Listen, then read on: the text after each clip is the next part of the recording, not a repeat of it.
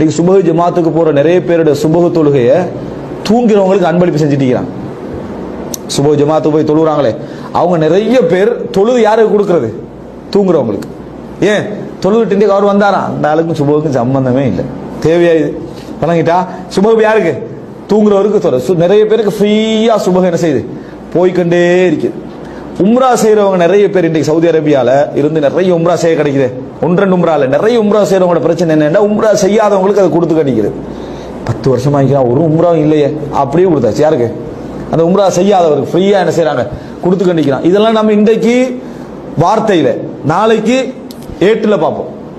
இன்னைக்கு வார்த்தையில நம்ம நினைக்கிறோம், நாளைக்கு ஏட்டுல பார்ப்போம். இப்ப நாளை மறுமையில் அல்லாஹ் தஆலா எங்களது அமல்கள் இருந்து மற்றவர்களுக்கு எடுத்து கொடுக்கிறதும், எங்கள் அமல்கள் இருந்து மற்றவர்களுக்கு எடுத்து கொடுக்கிறது எந்த அமல் இருந்து? அல்லாஹ் ஏற்றுக்கொண்ட அமல் இருந்துதான். மறுத்த அமல் இருந்தல்லையே, மறுத்த அமல் ரிஜெக்ட் ஆனது, ஏற்கனவே அது அமலாக ஏற்றுக்கொள்ளப்படலை. ஏற்றுக்கொள்ளப்பட்ட அமல் ஒரு 10 இருக்குங்களே, அதிலிருந்து தான் எடுத்து கொடுக்கப்படும். அதிலிருந்து தான் எடுத்து கொடுக்கப்படும்.